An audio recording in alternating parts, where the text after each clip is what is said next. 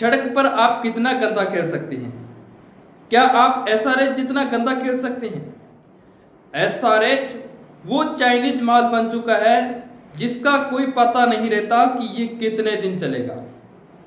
वो एसआरएच जो कि पिछले मैच के अंदर 245 रनों का विशाल टारगेट चेज कर मुंबई के वानखेड़े मैदान पर उतरी थी, जहां पर उनका 150 रन भी बनना काफी मुश्किल हो गया था। जहां पर देखा जाए तो लास्ट के 2 ओवरों के अंदर 19वें ओवर के अंदर 20 रन और 20वें ओवर के अंदर अगर वो 22 रन ना आए होते तो शायद ये टीम मात्र 130 रनों पर ही सिमट जाती। जहां पर क्लासेन और पैट कमिंस ने आकर कुछ भला चलाया, जिसके बाद इनका ये टारगेट सेट हुआ। इस टारगेट को मुंबई इंडियंस ने मात्र 18.1 ओवरों के अंदर ही 6 विकेट नुकसान पर इस टारगेट को आसानी से चेज कर लिया। जहां पर मुंबई इंडियंस के हर एक खिलाड़ी ने स्टार्ट किया, अच्छी खासी स्ट्राइक रेट से रन बनाए और इस मैच को आसानी से अपने नाम कर लिया। जहां पर एक तरफा मैच था, देखा जाए एसआरएच की टीम मानो पर्थ के मैदान पर खेल रही हो। जहां पर देखा जाए तो पर्थ के मैदान पर भी ट्रेविस हेड आपने आखिर बार टेस्ट के अंदर भी उनको खेलता हुआ देखा था, वहां पर भी वो इससे ज़्यादा तेज रन बना रहे थे। नीतीश कुमार रेड्डी जो लगभग 3 या 4 ओवर खेल चुके थे, वहां पर भी वो पूरी तरह से स्ट्रगल करते हुए दिखाई दिए, मानो उनको पर्थ की पिच पर खिला दिया गया हो। वहां पर पर्थ के मैदान पर भी देखा जाए नीतीश कुमार रेड्डी का स्ट्राइक रेट ज़्यादा था। मुंबई के इस इतनी आसान पिच के ऊपर ट्रेविस हेड मात्र 29 गेंदों पर 28 रन बनाकर आउट होते हैं, जिसमें उनके लगातार 2 कैच, जहां पर एक बार वो आउट होते हैं, कैच पकड़ा जाता है, वो नो बॉल हो जाती है, दूसरी बार फिर कैच होता है, फिर नो बॉल हो जाती है। जहां पर उनको 2 बड़े जीवनदान भी मिले, जिस जीवनदानों का वो फायदा नहीं उठा पाए, जिसके बाद ट्रेविस हेड 29 गेंदों पर 28 रन बनाकर जल्द ही आउट हो जाते हैं। एसआरएच एक वो टीम है जो स्टार्टिंग के कुछ टीमों को ये बता रही थी कि 300 रन भी बनाना बिल्कुल आसान सी बात है। देखा जाए पंजाब की तरफ से जब ये खेलने उतरी, 245 रनों का विशाल टारगेट आपको चेज करने को मिला है। उस टारगेट को भी ये 19वें ओवर तक ही नहीं जाने देते। एक बार लगा कि वानखेड़े के इस मैदान पर भी कुछ इसी प्रकार का गेम ये एसआरएच खेलने वाली है। इतनी आसान पिच है, यहाँ पर तो रन आसानी से बनते हैं, लेकिन ऐसा नहीं हुआ। एसआरएच की टीम मात्र 163 रनों पर ही सिमट जाती है और इस टारगेट को मुंबई इंडियन आसानी से चेज कर लेती है।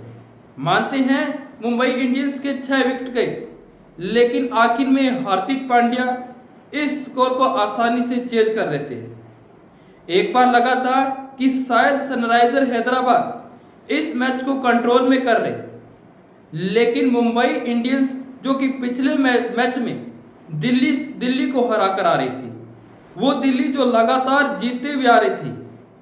मुंबई इंडियंस वो एक ऐसी टीम है जो बता रही है कि अगर वो फॉर्म में आ गई तो वो आखिर के अंदर टॉप 4 के अंदर आपको दिखाई देती हुई मिलेगी, क्योंकि मुंबई इंडियंस का ये देखा जाए तो रेगुलेशन है, वो हर आईपीएल के अंदर स्टार्टिंग के मुकाबले हारते हैं, अंत में आकर वो जीतना शुरू करते हैं तो उनकी ये गाड़ी थमती नहीं और ये फाइनल तक इस मैच के अंदर सफर भी करते हैं। शायद कुछ ऐसा ही देखने को अब की बार भी हमें मिल सकता है, क्योंकि मुंबई ने पहले दिल्ली को हराया और अब हमें वो सनराइजर हैदराबाद को भी हराने में कामयाब रही। ऐसे में इस मुकाबले को मुंबई इंडियंस ने 4 विकेटों से अपने नाम कर लिया है। इस मैच के अंदर क्या कुछ घटित रहा आपको मैं एक एक करके बता देता हूं। एसआरएच की बात करें तो एसआरएच की तरफ से अभिषेक शर्मा 28 गेंदों पर 40 रन बनाकर आउट होते हैं, जिसमें 60 चौके 142 का स्ट्राइक रेट के साथ में ये खेलते हैं। और दूसरी तरफ ट्रेविस हेड जो जिसे टुल्ले के नाम से भी जाना जाता है, वो टुल्ला 29 गेंदों पर मात्र 28 रन बनाकर आउट होता है। आपने 96.55 की औसत से ट्रेविस हेड को आखिर में कब रन बनाते हुए देखा जाए तो वो ऐसा कभी भी नहीं खेलते हैं।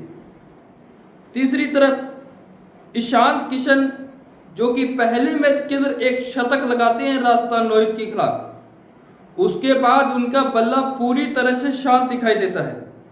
कभी उनका खाता नहीं खुलता, कभी वो 1 रन बनाकर आउट होते हैं, कभी वो 2 रन बनाकर आउट हो जाते हैं। कुछ ऐसा ही कारनामा वो इस मैच के अंदर भी दिखाते हुए दिखे, जहां पर उन्होंने मात्र 3 गेंदें खेली, 2 रन बनाए और आउट हो जाते हैं।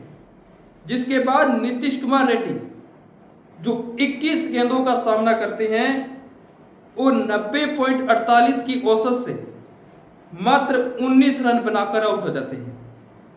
नीतीश कुमार रेड्डी का बल्ला आखिर में आईपीएल के अंदर कब चला, शायद आपको इस चीज का मालूम भी नहीं होगा, क्योंकि 2025 के अंदर इनका बल्ला पूरी तरह से शांत ही दिखाई दिया है। तीसरी जब 28 गेंदों पर क्लासेन मात्र 37 रन बनाते हैं 132 के स्ट्राइक रेट से। क्लासेन वो खिलाड़ी है जो आईपीएल के अंदर रिटेन करने वाले सबसे महंगे खिलाड़ी थे, जो 23 करोड़ के अंदर एसआरएच ने इनको रिटेन किया था, जिसके बाद इनका बल्ला पूरी तरह से शांत रहा। दूसरी तरफ अगर हम मुंबई इंडियंस की बात करें तो विल जैक्स 23 गेंदों पर 31 रन बनाते हैं, जिसमें 5 महत्वपूर्ण चौके थे। और वहीं पर रोहित शर्मा की बात करें तो रोहित शर्मा 16 गेंदों पर 23 रन बनाते हैं, जिसमें महत्वपूर्ण 3 छक्के थे और 162 की स्ट्राइक रेट से रन बनाते हैं। मतलब कि पारी बेशक छोटी हो, लेकिन बाबू खेलना अपने अंदाज से ही है। उसके बाद विल जैक्स जो 26 गेंदों का सामना करते हैं 36 रन बनाते हैं, जिसमें 3 चौके और 2 छक्के थे। तीसरी जो सूर्य कुमार यादव 15 गेंदों पर 26 रन बनाते हैं, जिसमें 2 चौके और 2 महत्वपूर्ण छक्के भी शामिल थे, जो 173 रनों के स्ट्राइक रेट से रन बनाते हैं। तीसरी तरफ तिलक वर्मा जो 17 गेंदों पर 21 रनों की पारी खेलते हैं।